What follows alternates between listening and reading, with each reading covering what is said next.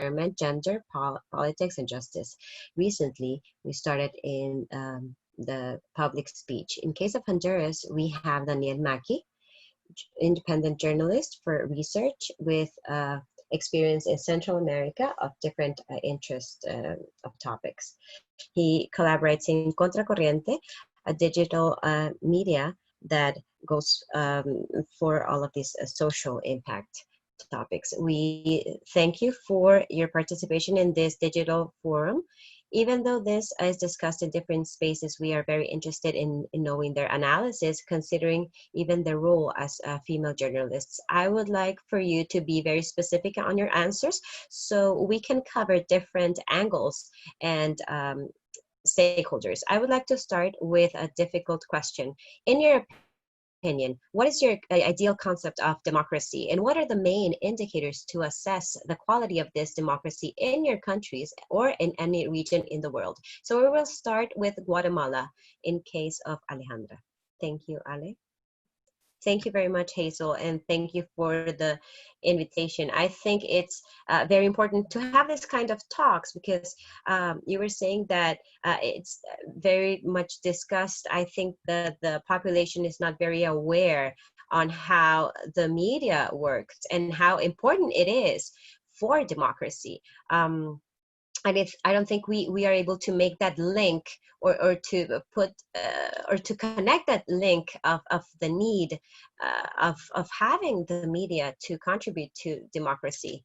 And that's a very difficult question. So basically, sovereignty of people and sovereignty of citizenship to make decisions on their governors, on their rulers, or the kind of country they want, or what it requires. I think that is the broader sense of democracy. And therefore, since it's so wide, our three countries, or the three countries that we're talking about, have it. But for there to be real sovereignty, citizens should have some minimal things that they don't have. Like in case of Guatemala, there are minimal requirements of social well-being, minimal requirements of education, or to guarantee the right to information, the right to freedom of speech, so they can have the appropriate tools to make those decisions that are required by democracy. So basically, it's for that democracy.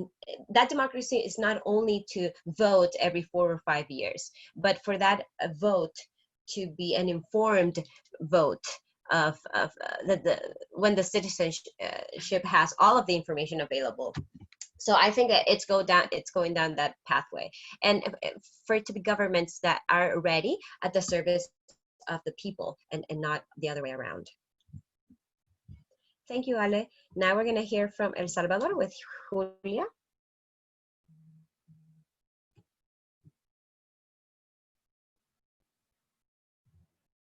Can you hear us? Yes, there we go.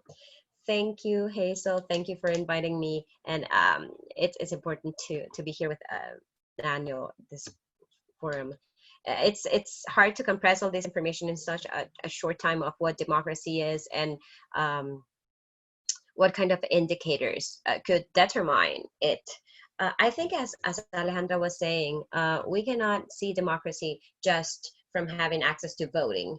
I think we have this idea in our head that as long as we have elections every certain time, we are in a democratic state. And I think that is not enough. And it shouldn't be considered a concept of democracy or being limited to that.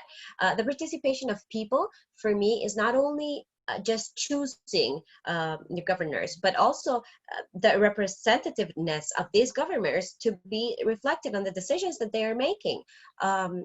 For all decision making that we're looking at in the assembly per se, have to come from the interest of the people. I think that is being reflected right now. I don't think so.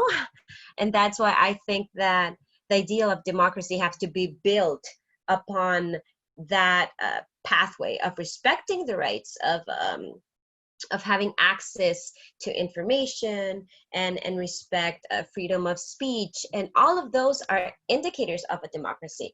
Not only, as I said before, it's not only just voting, it's having political parties that will go towards working to guarantee this rights, which are the indicators. I think that is a pathway we have to go through to really build democracy in a country. Thank you, Julia. Now, Danielle from Honduras. Hi, everyone. Thank you, Hazel. Thank you for the invite. It is an honor to be here with all of you and with colleagues such esteemed as Alejandra and Julia. I completely agree with what was said. And I just wanted to add that democracy is a verb and frequently is debate and protest. And making democracy means achieving to control the most powerful elements of society when they infringe in common and right now, historically, power is the generation of capital. In the US, we have companies like Facebook, or here in Central America, the extractivism company, including foreign companies, both in Honduras and Central America. Those centers of power also talk about the state power, like the state and the police. And just one more point that I would like to add is that especially democracy is not about adoring a leader. We are not a fan club. The people is not a fan block. A healthy relationship is for the citizen to make constant difficult questions to the leader and for the leader to respond with respect and with facts. And a democratic system has the tools to put a break on the leader that is abusing power or the agents of police enforcement. Thank you, Danielle. And down that line of your responses, how do you assess the state of democracy specifically in your countries? What are the greatest weaknesses, but what are the greatest strengths according to you? We're gonna go with Alejandra. Thank you. I will go back to a keyword that Danielle said, which is the common well-being. And common well-being is the least common of the good things. So I would start from that we don't consider common well-being to make decisions from the governors or to reign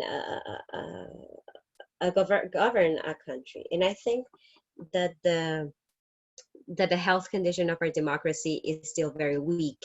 It's very fragile. From the moment that this is co-opted by the sovereignty of people and the decisions of a population, I think it's just a matter of putting makeup on this because people have co-opted all of the states of the government, like the mob from corruption that intertwine directly. There is a series of shadows on those community links in the co-opters of the state, but those are the ones that are basically fed from corruption intertwined with narco trafficking and with economic powers that have a very big control on decision making in all the different sectors of the state and the justice system and the legal system and even in the executive power. So it's and we would say that it's a fictitious democracy because the population thinks that they decide, but at the end of the day, from the political parties that Julia was talking about, the political parties are just vehicles to take people to power, funded illegally by these powers that will guarantee themselves will be in power forever to get their benefits, mostly economic, and to accumulate power. So population and common well-being are out of all of these decisions. And we can clearly see this, that the pandemic has been the greatest magnifying glass to see how the health system has been managed, and it has been devastated.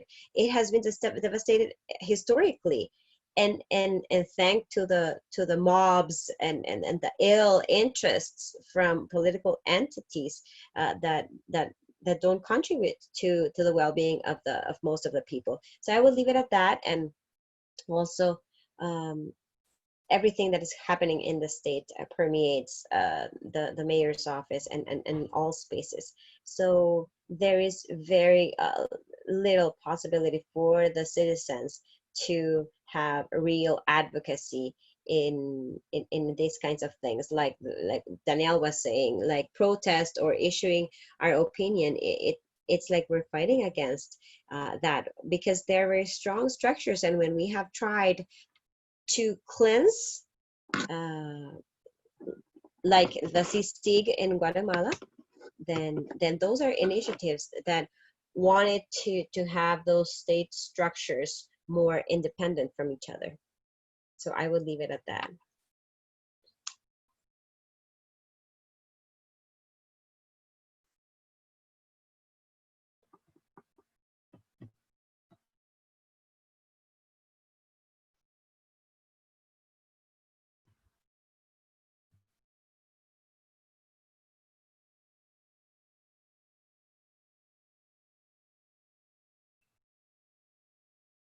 Julia, go ahead. I think Hazel is, I'm gonna make the role of moderator here right now.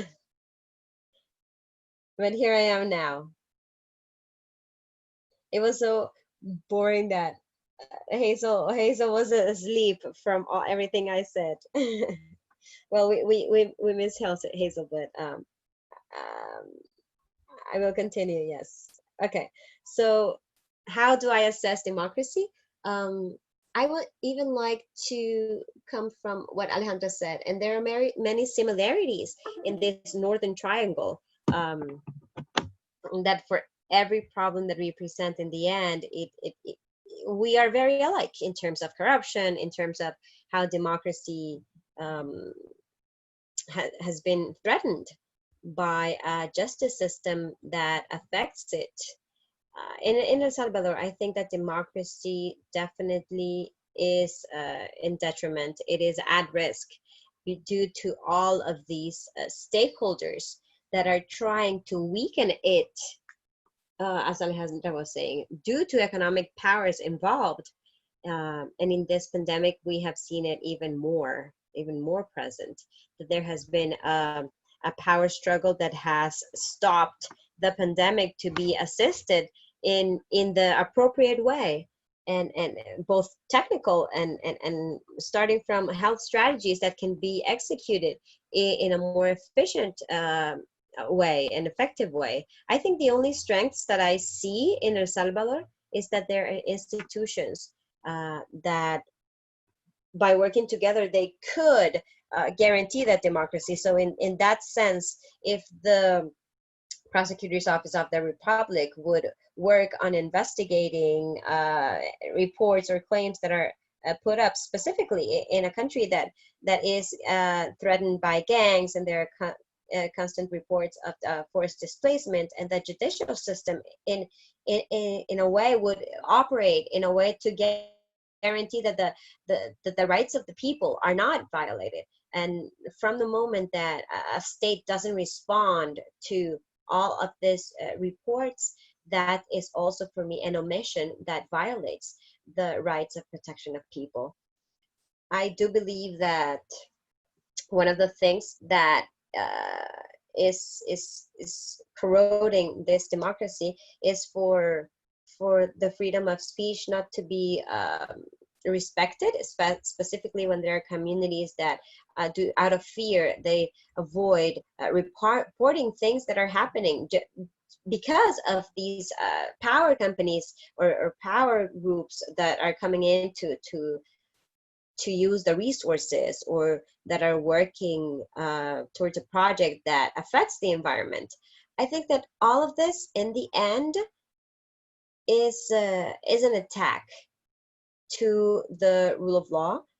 When we see that from the government, we have seen many or a lot of intention to try to attempt against this rule of law. And one of the things that we have to remember specifically of what happened on February 9th, which was when the military came into the legislative assembly. So there is where we can see how there could be moments where the rule of law can be broken. And yes, there are interests, intentions from many stakeholders here that want this to happen. I see this in detriment and hard for democracy to proliferate. Now we're gonna go with Danielle. I completely agree with my colleagues. And thinking about this question, I thought about three pictures that come from journalistic reports that I've done. And the first image comes from the back of the brother of the president of Honduras, Juan Orlando, when he was sitting in a court on the southern district of the Court of New York in October last year. Antonio was facing charges, and he was found guilty for trafficking tons of cocaine to the US, amongst other crimes. And the crimes involved the president, Juan Orlando Hernandez. According to court witnesses, the government of the US seems to be investigating Juan Orlando with one hand and then supporting him with the other hand, at least diplomatically and formally. For instance, the US Embassy was the decisive voice for Juan Orlando to win the presidency elections in 2017. And in the court of New York, around me, there was a group of migrants from Honduras, and they were there to hear the truth behind the violence that made it difficult for them to live in their own country. And now Juan Orlando is still a president of Honduras after all of this. So from there, I see a juxtaposition of two other moments. One in June this year in Washington, D.C., where President Trump went and used the armies to attack a protest of the people who were protesting against racism and police abuse. So he could easily take a picture in front of the church holding a Bible. That photo was going to make his base very happy, the Christian base. And he didn't, he wanted to make them happy no matter the protests and everything. And also the juxtaposition of El Salvador in 9th February, where President Bukele with the army invaded another entity of the state, the Legislative Assembly, which was a violation of democracy so clear. And I would say that we are not doomed, but there are still many things that we have to do. Through the democratic process, we have chosen leaders that violate democracy, that think they're stronger than democracy. And these men are surrounded by supporting networks that don't defend democracy, but who defend the men who, and the democratic systems that we haven't been able to put a break on them in a contended way. And I just want to say one more thing, because amongst the specific topics that I see are the security policies and the jails, and I also see topics of financial corruption. And I see a shared difficulty that we have both in the US and in Central America that goes even beyond the pandemic or Juan Orlando or Nayib or any other leaders, even though it includes them too.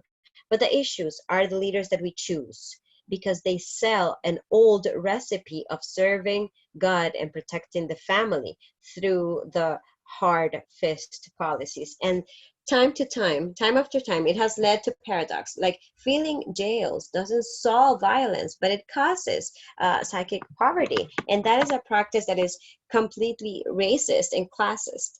And even though jails are filled with humans, money flows easily, and it's easy for companies to rob from the government institutions through the U.S. economy, or they can easily use the U.S. economy to hide legitimate profit, for which the owners don't want to pay taxes. They don't want to pay for their tax for the institution in their own society to work. And we have normalized the thing that the U.S. has led itself for corruption. That's also violence.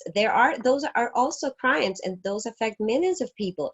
And we can democracy, but usually they go to impunity, and frequently that's how businesses are done. All is at the service of making profit, and there are fundamental values for a solid democracy to go over, like solidarity, respecting the environment, and those aspects are completely absent from the business plan of the political success that we have. So I would just point those things out. Thank you, Danielle. It's interesting to see how this explanation comes together from one region, even including the US, as Danielle was saying. And from your perspective as journalists, what role does the freedom of speech play in democracy? You have seen many points, you have said many points, but right now I would like for you to tell us, how can we strengthen or weaken from the role that the freedom of press has to do with democracy, and what is happening currently? We know that the pandemic has been a part way in what happened, but what it has done is that it has strengthened repressive measures and also financial corruption. What is happening? What is happening right now in those countries? And I'm going to repeat the first one. What is the role of freedom of press in relationship to democracy in each one of those countries? Alejandra, if you may. Thank you. I would just like to add something else from the previous question of the strengths for these not to seem so dark, and just give a little bit of light to it.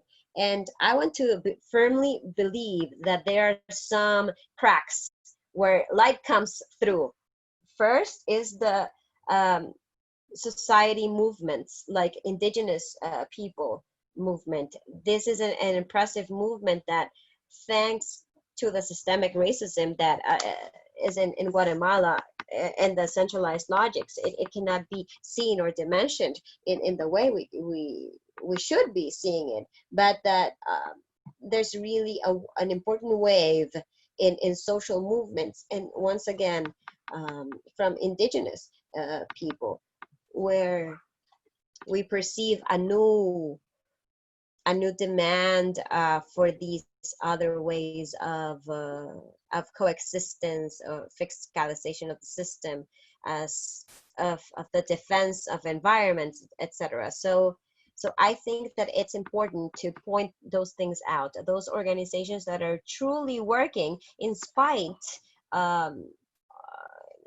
going against the current, and once again some political parties were, especially in the legislative power, which are complying with a rule. I think there are very few, and the mass is the ones that has a status quo, but there are also some Congress representatives that are working and making the role of imposition and putting on the table topics that want to make a complicated task. But I just want to give that small light to see that everything is not just as dark.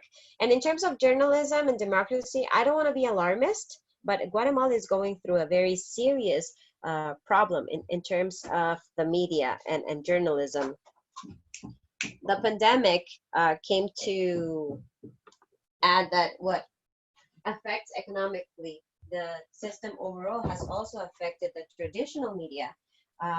There have been a lot of firing, many journalists that have been fired in traditional media, dozens of them, and some are working in a very precarious way with a reduction of salaries, or they have to work double, etc.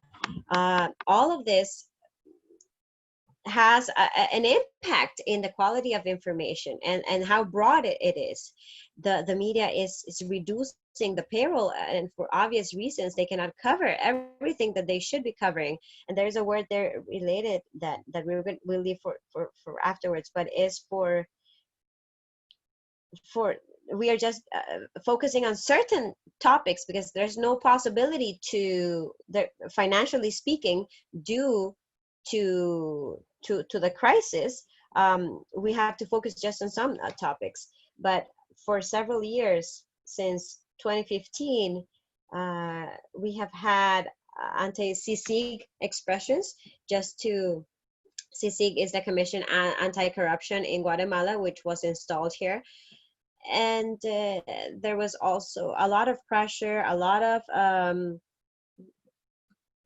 censure from the private sector or from the industry that were affected by these research against corruption, and they started to punish the media, and they took out the money from advertising if they would talk about corruption and the industry. So for several years, we have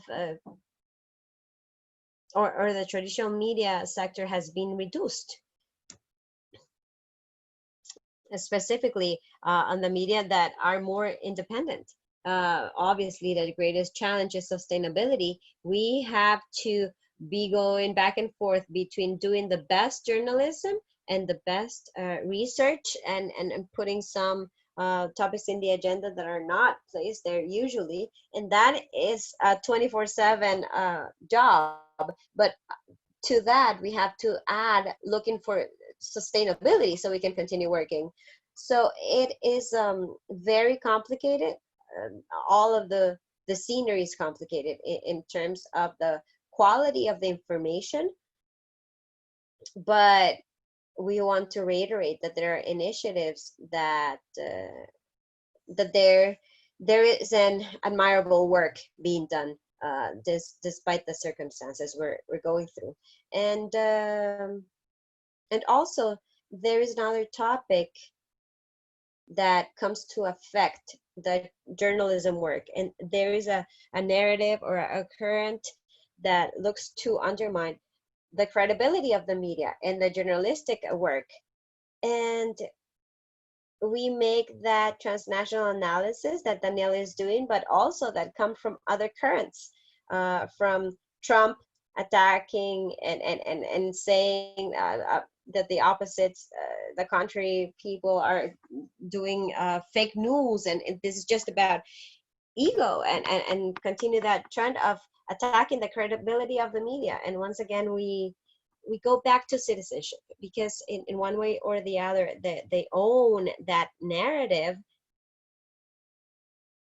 And in many cases, that narrative is believed that the media is lying. And I'm not going to defend all the media. There are some media that work for the system and to keep this system as undemocratic as we are pointing out. But there are attacks, and they could be very serious for us to continue with the work, and for us to maintain or to continue informing the population. This narrative against the media, against credibility of journalism, doesn't come from the government, only from the government. There have been cases of the president making jokes that in the end are dangerous. I left a press release, and he started just spraying with sanitizing gel to the journalist, but it was an insult to the press, like saying you are, I can't remember, I can paraphrase, but he wanted to say that journalists were a problem. And also other sectors like industry, saying that it's better saying than doing, or stop just talking. Why should we continue talking? Just like giving, just undermining the freedom of speech and communication. So we are going through complex times. added to the challenges of covering news in a very unsafe environment in terms of sanitation. Thank you, Alejandra. Julia?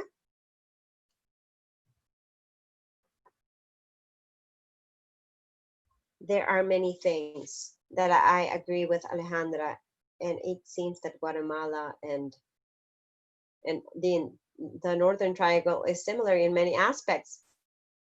And also in the media management, there are things that are happening here, like Alejandra mentioned,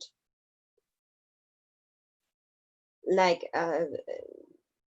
reducing the budget of the media and trying to control the message that is happening or that is getting to people, and a series of attacks that we are going to talk about later on. But just to respond to the question, what is the role of the media? It's to generate content and generate information, not content, but information that can get to the people, and for this information to try to show how the system is operating or what is happening both inside the system and with our leaders and officers. And I think that something that is weakening it is that there are blockages to this information from the moment that a pandemic happens, and we have to be we cannot have requests for information, because right now nothing that we would be requesting could be processed, and that has interest of not wanting to give information, specifically in a context where there is so much information on the management of expenses or the management of procurement or direct bidding, etc. I think that is what's making, even though right now it's the possibility to do things again is being open, this is a moment, these are dark times or a setback in what we had achieved before the law of access to information was approved in El Salvador, which is fighting for information, to make it public, for people to know what is happening. And that setback can be seen. Even if we ask for information, this information is declared either non-existent, even if it exists, or they give it to you incomplete. So there we can see, or information that had to be official and that is not available. So that tells you a lot about how much our rulers want us to know how they are exercising their job. I think another point that is also affecting, and this comes from what Alejandra was saying of this current of attack that we are not only seeing in El Salvador, but even in this case when we see Donald Trump attacking the press. It seems that here we are in a situation where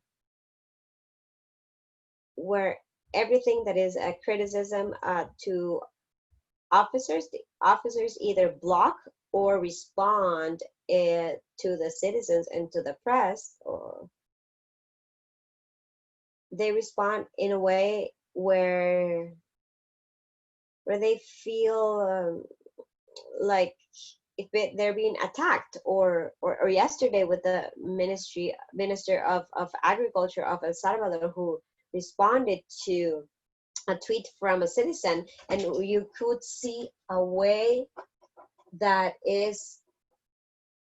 was very bad from to respond. And even we see that from the press, we see it in two ways: by blocking information completely, discrediting the work that we are doing from independent journalism specifically, and also the blockage that is seen in the social media from our own accounts. The president blocks journalists. Well, I was blocked. Yesterday, I saw that I was blocked by the Ministry of Communication from the presidency. And even in the US, it was seen unconstitutional for Trump to block any citizen, because this is information in the end. Whatever information comes out of an officer of an official account is information that the citizenship has to know. So they would be violating access to information from the moment they're blocking people. So I think that's the scenery that that's a scenario that I see in terms of our work. But I go back to what Alejandra was saying, and we can see that as of now, journalism is also at risk from the moment that the advertising is being reduced and conditioning the work of journalists from how much they're going to be how much a media is going to receive from advertising, etc. And the media is going into a crisis situation, and this is going to reduce the information available, and that is going to make people to go to independent streams to get their information. I think that would be my contribution. Thank you, Julia. Now, Honduras, Danielle. I totally agree. What they mentioned is very interesting, but I would just add two more topics. One is that our leaders have embraced a cynical and dangerous tactic, which is manipulation of digital information through the use of trolls and websites that disguise as information, but it's for propaganda. And there's no doubt um, that there's a strong activity in favor of the politics of Central America in the US. There's a market of suppliers of those services throughout the region, from Brazil to Ecuador, Mexico, the US. And that affects journalism because that erodes the collective belief that there are facts, that there are truths, and that it's possible to trust the media, and that's very dangerous. A second threat to the freedom of press in the region is the resistance of some networks of power that are not used to be questioned. It seems that they are not used to follow laws, and they don't want for the possible acts of corruption to be brought to light. For decades, there wasn't enough attention to corruption because the gangs have been a very convenient shield to distract these white collar crimes, or the crimes committed by people with power and money in general. And it creates more interest in pursuing those crimes. The target of investigation usually are a weapon or a shield for the state to protect itself. Like in case of the murder of Berta Cáceres, the environmentalist in Honduras. And the intellectual authors of this murder haven't been brought to trial, even with a strong activism and a strong pressure. The family that owns the company where Berta was protesting against is the Atala family, which is very important in Honduras, and they haven't even brought to trial to talk about the murder. And amongst amongst amongst the evidence, there's a lot of traffic of influence from that company and people from the state of Honduras, and that's it, and it doesn't make progress.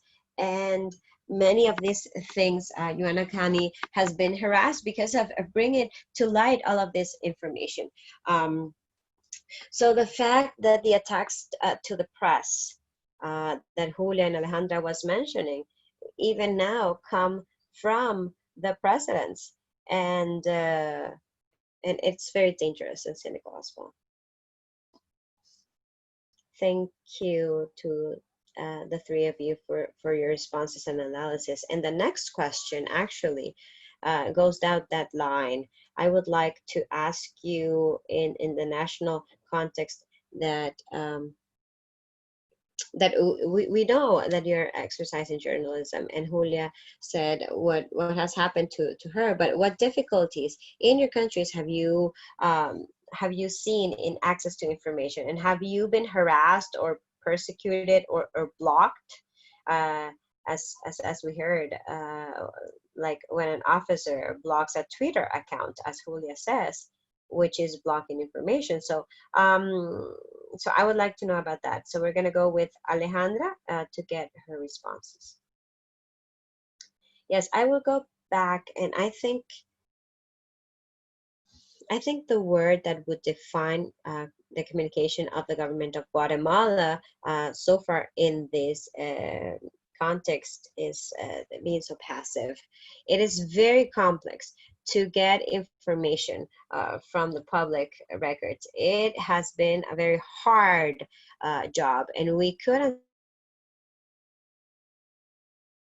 understand because we know that it's a complicated condition for everyone, even for the officers that are working at the access to information office. But it is very complex for any unit that you ask, even if they're not directly related with health topics. So it takes a lot of time.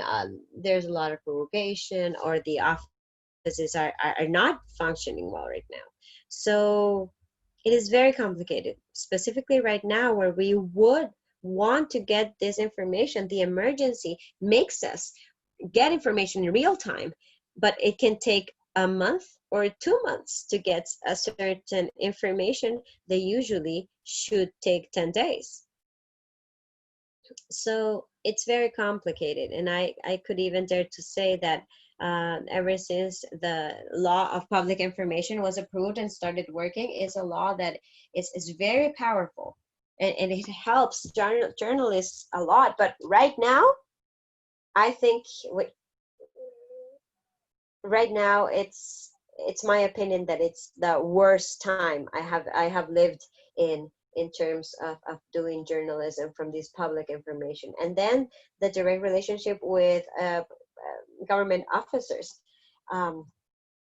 So they've made it through the Ministry of Health. It could be understood for a communication strategy not to bring disinformation, but in the end, it's just that all the information is centralized there, and there is no one else to go to get other topics or other information. So the responses are very small, interviews that are not non-existent for any of the topics. So pointing out that I think it's important for the journalists that are in the capital of Guatemala. It's easier, but I haven't heard from colleagues that are covering in the communities that are not even seen. They don't get responses, and the information is not fluent of what is happening outside the capital city. So it seems like they're blind, working in the dark, and also the disability to manage data.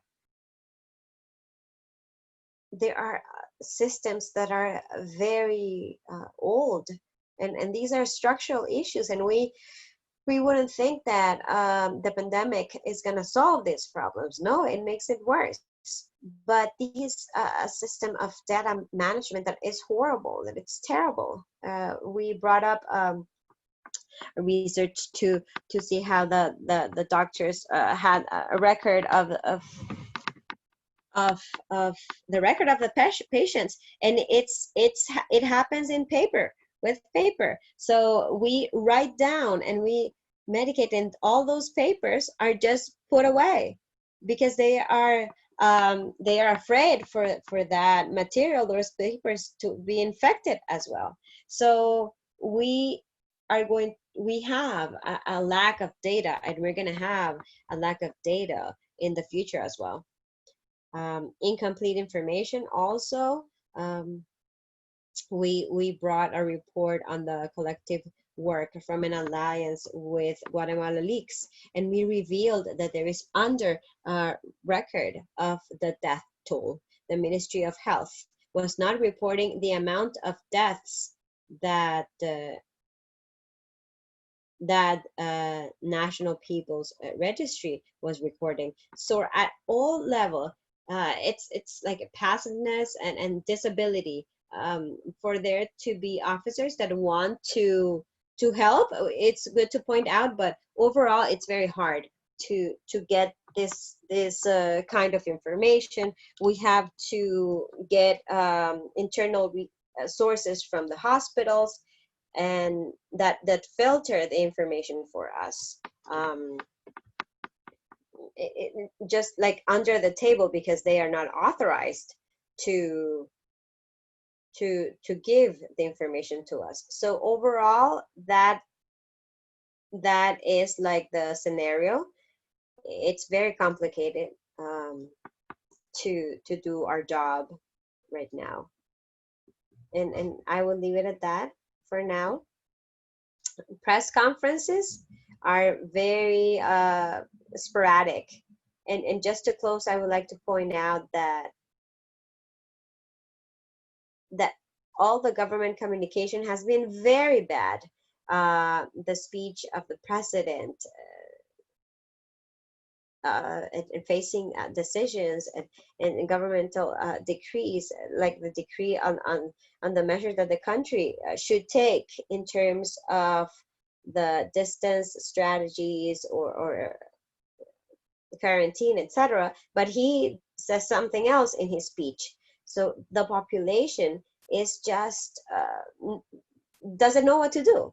And there have been a lot of memes of Dr. Jekyll and Mr. Hyde, because they say one thing and then they do the other. And for us, the journalists, our role is to try to mediate and try to explain what is really happening. But I think that the basic explanation that we are giving is that the measures and the decrees are not being respected. And the public sector is just on top of these measures that are basically just in paper, and that would have even legal problems, because the officers are not respecting these decrees and measures that have been installed. So we have to supervise, and it's a time where a lot of information has to be said, and try to translate to the population as much as possible the way in which they have to take care of themselves and save their lives. Thank you, Ale. Julia, in case of El Salvador, how are we doing? Very similar to Guatemala. One of the things that I would start with would be like the time frame. That's one of the main problems that we can confirm real quick when we do requests for information, and in a way for us just to give up and not continue with the process that we have open. Also, I think that, or this leads us towards that objective of our interest of doing our job, and to fight for that information, as I was saying before.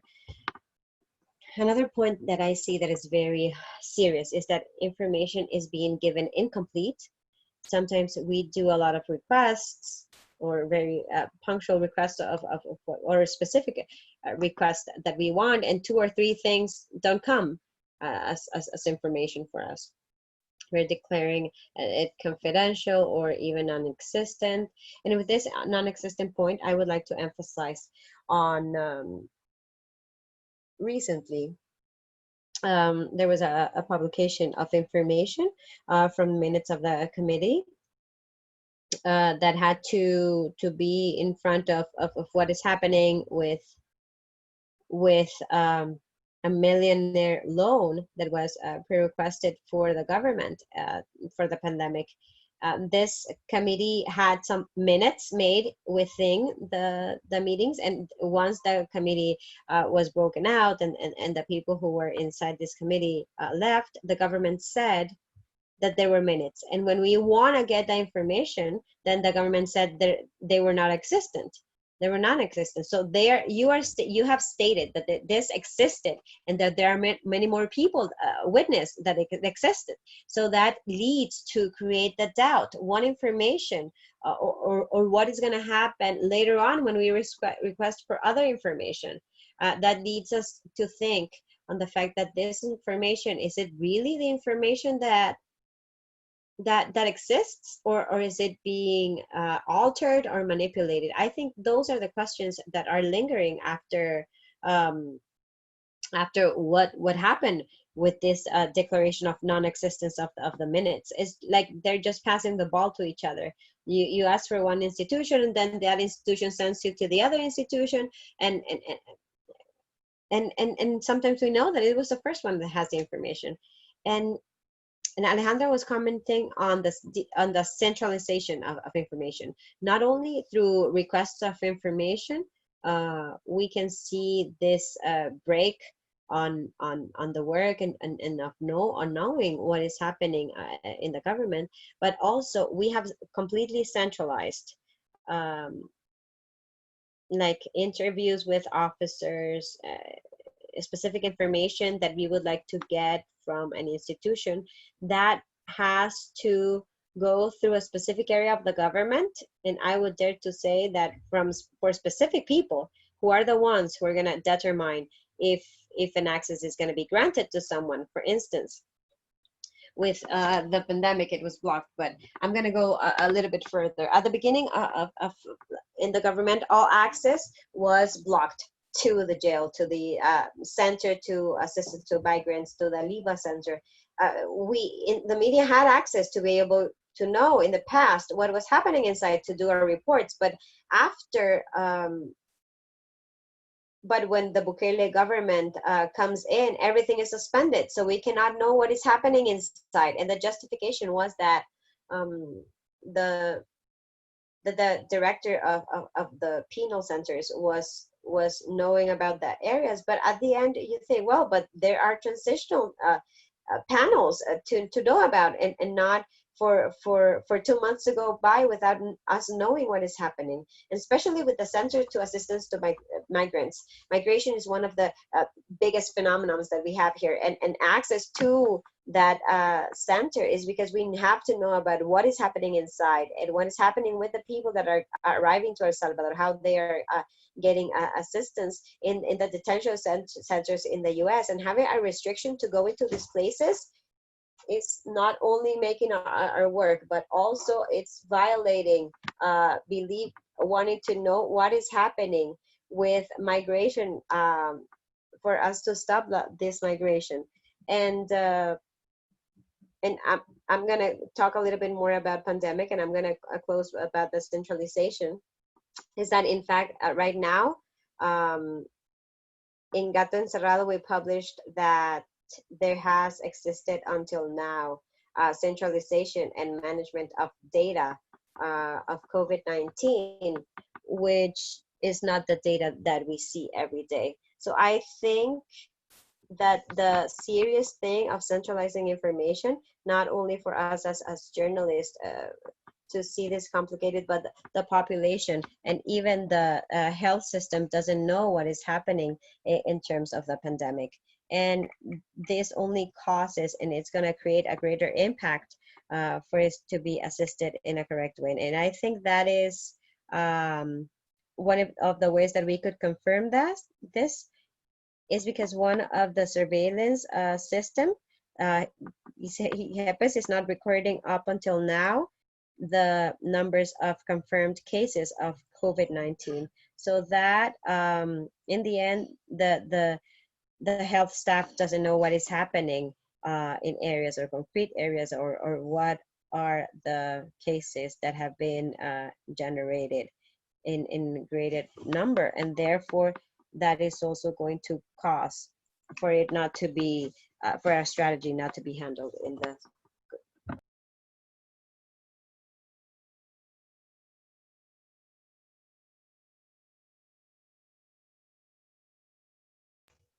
I also joined my colleagues.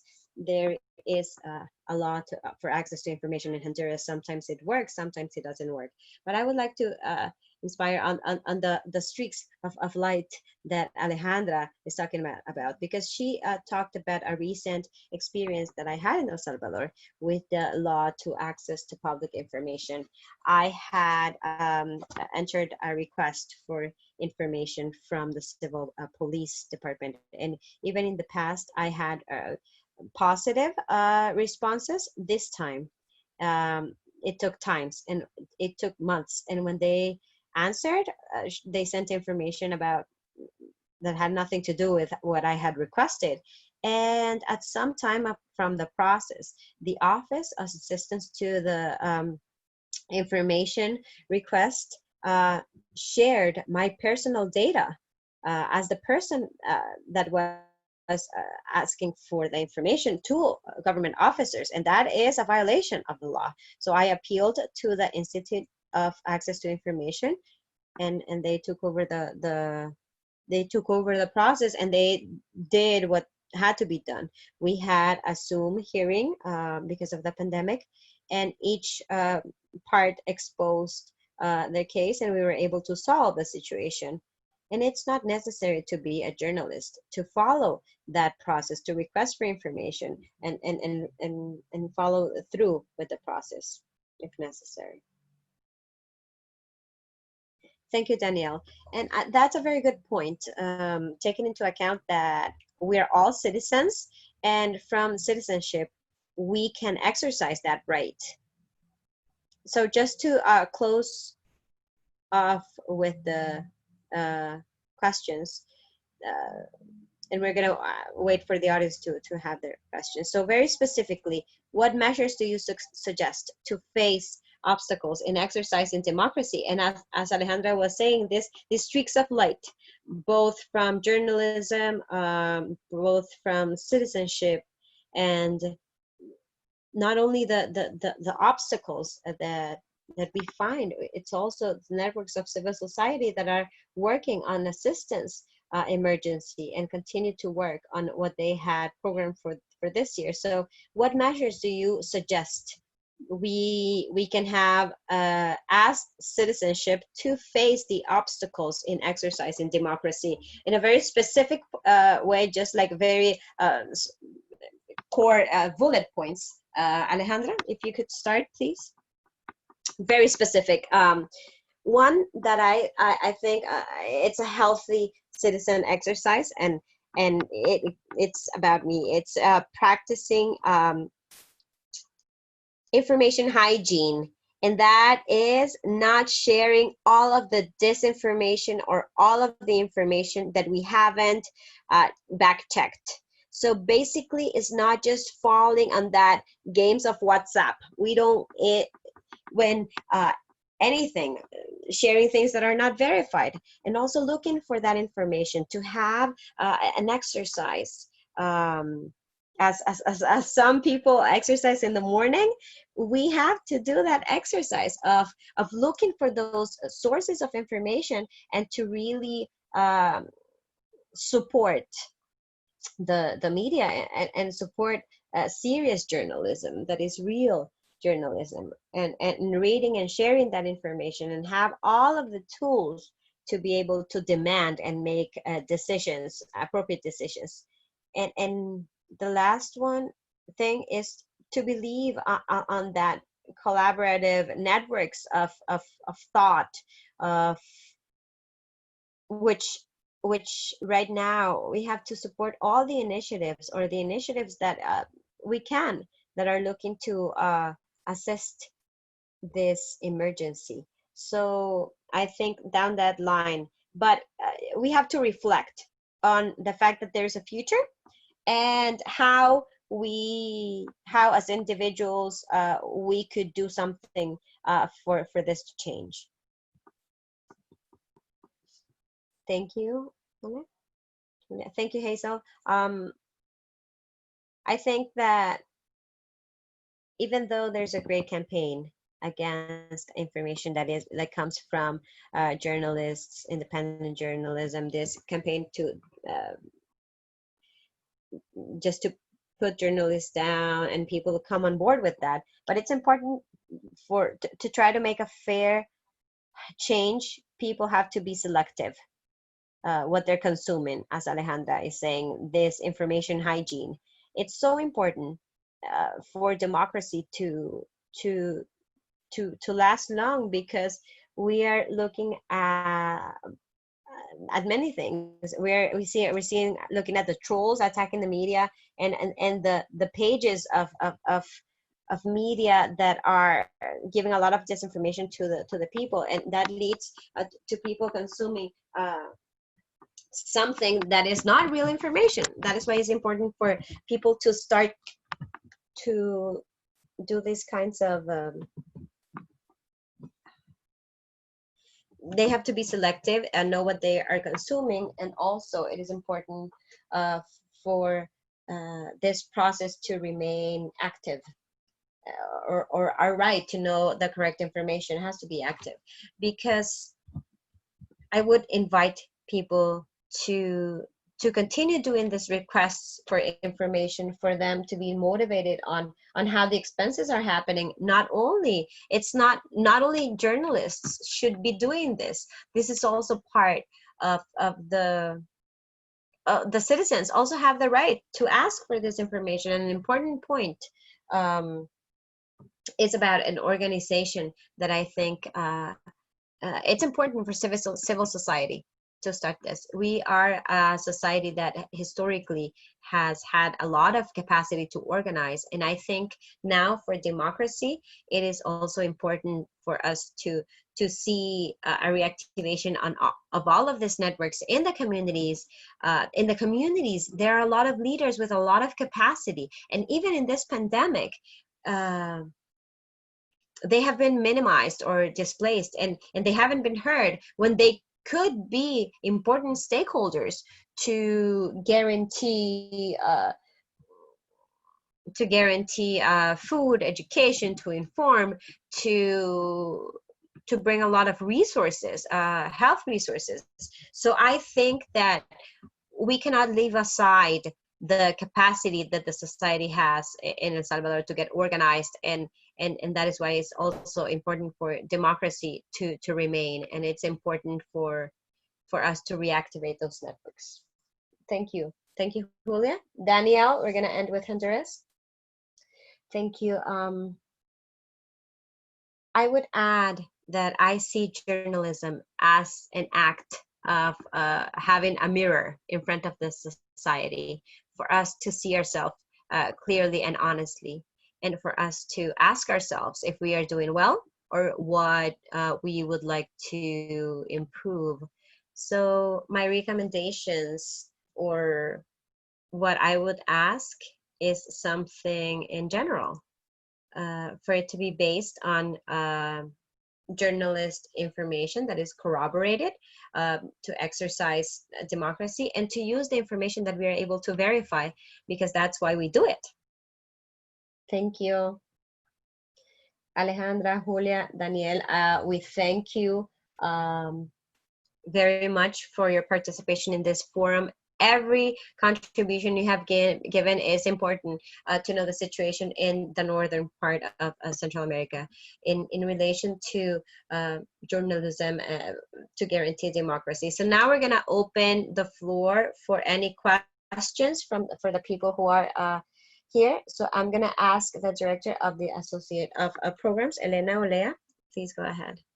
Thank you. Good afternoon. It is interesting because we have received questions from people in YouTube that have asked questions to us. And I see a thread in 3 questions that I would like to ask as one for you to integrate it. And this is related to COVID-19. The first question that we are asked is, why this obsession with dedicating all of the spaces to COVID-19? Why aren't we talking about migration right now? Because migration is paralyzed. That should be part of the discussion as well. So in that same line, we are asked, how has the pandemic impacted the media and the freedom of press? I think there is information from anecdotes that is siloed, but it would be good for you to help us understand that. And the third question, which is also related with your previous interventions, is it seemed like tragedies become opportunities for authoritarian governments. And the pandemic seems to be an opportunity that they leverage, that these governments leverage. So what comments do you have? Since we started one way, now, Alejandra, we're going to do it backwards. So we're going to start with Julia now. Go ahead, Julia, please. Thank you. I think that there's an obsession for the pandemic to be in the front lines. But I think at the end of the day, it's not about that. We are in a pandemic, and I think that all of the topics are cross-cutting here. As we know, migration right now is paralyzed, what you were saying, and that's why it seems interesting to hear officers in El Salvador when they say that the measures that they are making are the ones that are avoiding migration from happening. But in reality, it's because the borders are closed, and it's much more complicated for people to leave in this situation. So it's almost evident that there are other kinds of facts. It's not that are not happening. I'm not saying that migration is not happening, but we do know that there are many things that are usually our day-to-day problems. And maybe right now we're not taking like a prominent participation, or they're not in the media because we don't really know what is happening, because the other topic comes on the people who are being affected. For instance, in this country where we see a lot of issues in terms of like a lot of chronic disease, and we do know that there are people going through those things, and those are stories that we have to pay attention to, because they're going to have a great impact afterwards. Right now, since we're in the emergency, it seems like there are things that have been displaced. However, I do feel that they're still there, but they haven't become visible. And there are many people that are afraid of speaking about them due to different situations. So I do believe that at the end of the day, the pandemic is what has come to undermine even more the problems that we have. And that is why we have to limit ourselves from talking about the pandemic, but focus a little bit more on those problems, which are our day-to-day problems, and that oftentimes the government itself, from the government, they don't talk about murders or deaths because of stopping violence. It's not because of that, but about COVID. There have been mass firings and reduction of salaries in many of the media outlets.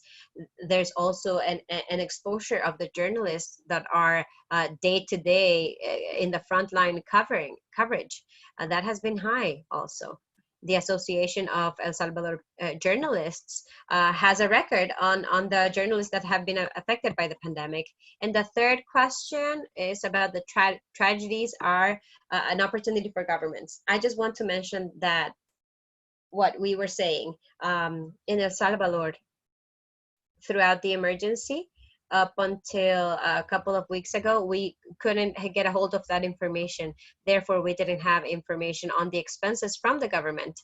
And in a certain time, that in a certain way, that had led to all of the irregularity processes of the purchases from the government through the pandemic. So once the officers are able to let out or to do different processes without regulations or without control, not only institutional but also social, that's what makes these emergencies to become a perfect opportunity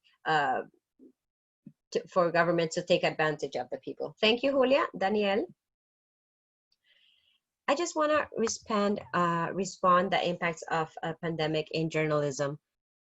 I see that the funding model of journalism was very bad before the pandemic, and we have seen that many media outlets has had to close both in the US and in Central America. And it has been the local media or the small independent media that has been affected the most.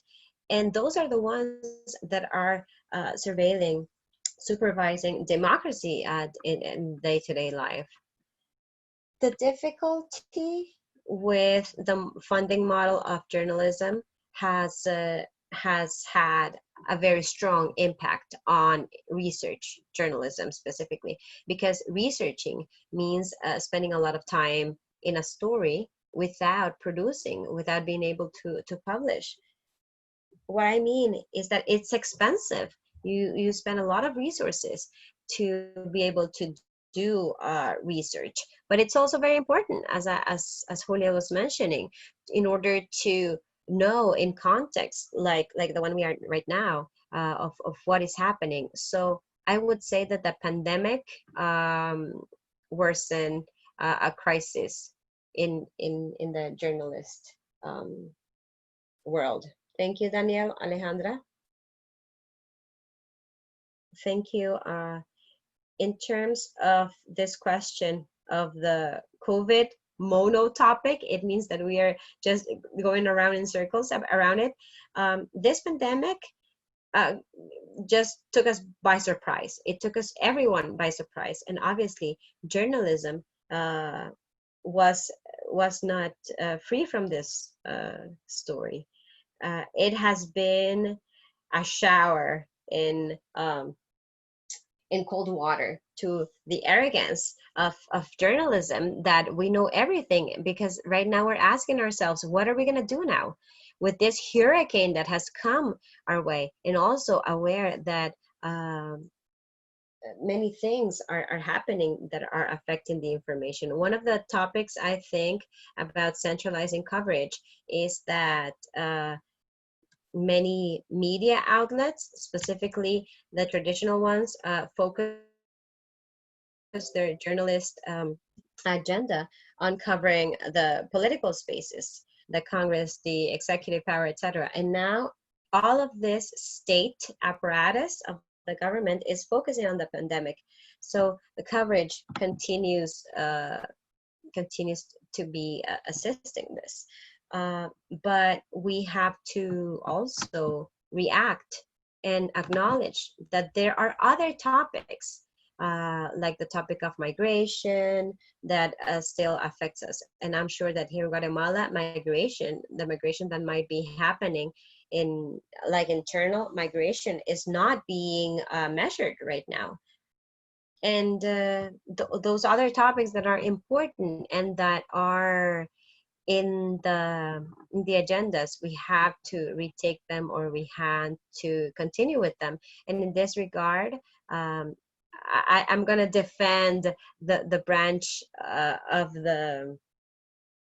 of the media that are a little bit more independent, or structures for sustainability, where we have specific topics. And I mean the topic of women and gender, what is happening with violence. It's very alarming. The access that the women are having to the health services is terrible. Access to sexual and reproductive health is terrible. And we are trying to put that out, but I think there's some media that are working and putting in this work, and act work of covering all of this other topics, like the environmental topics. And I would go back to the audience. The audience is wants to devour information. They want to know what is happening with the pandemic, because it's something that it is a life or a death situation. So yes, I think there's a lot of interest in knowing, because obviously this is important information.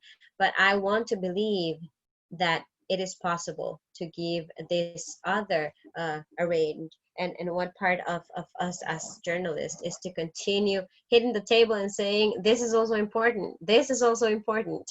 And that way, by being able to do this work of reiterating these other topics that are related to human rights and citizenship and democracy, we have to do our homework.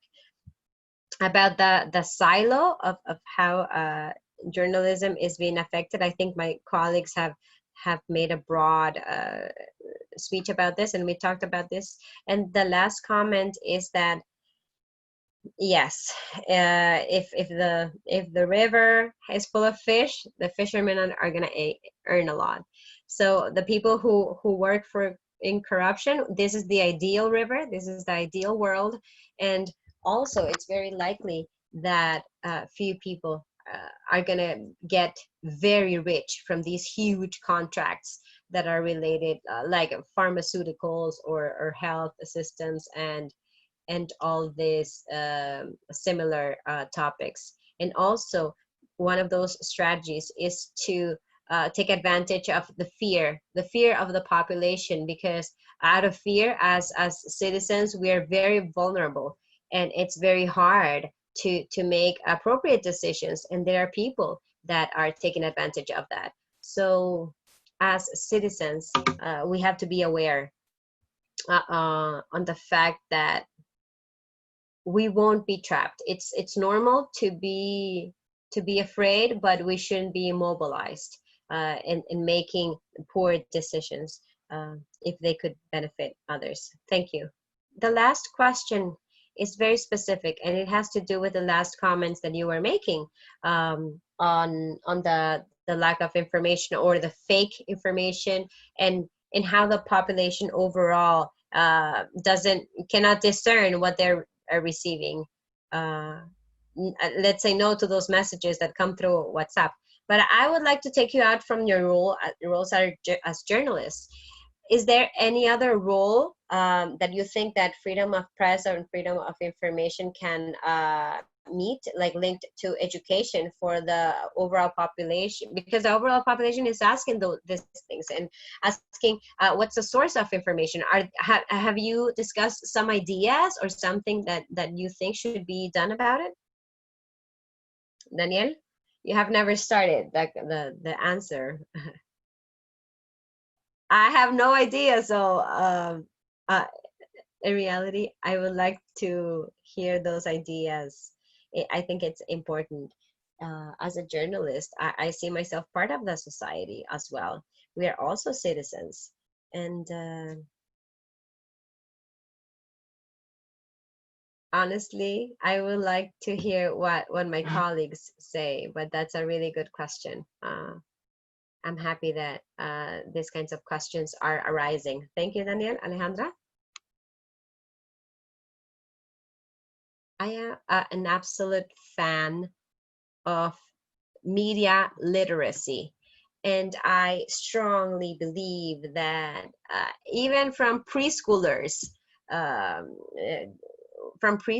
we would have to be receiving this education, like learning how to write and read. We have to be learning how to receive the information, not only from the traditional media, because now we have many of channels open to us, but there's a reality of the education systems that unfortunately we still need a lot of way to go to start this debate. But it should be included in the curriculum, like. But I think it's very important to be aware that we have to train ourselves as citizens, because we do this intuitively, but there aren't any tools to analyze and to evaluate and discern and for us to produce as well, because we are all receiving and producing content from the moment that we resent that WhatsApp of the self-medication protocol. We are producing information. So we need to have those tools, and they go hand in hand. And I would say also, in case of disinformation, there are many projects that are working to share this information.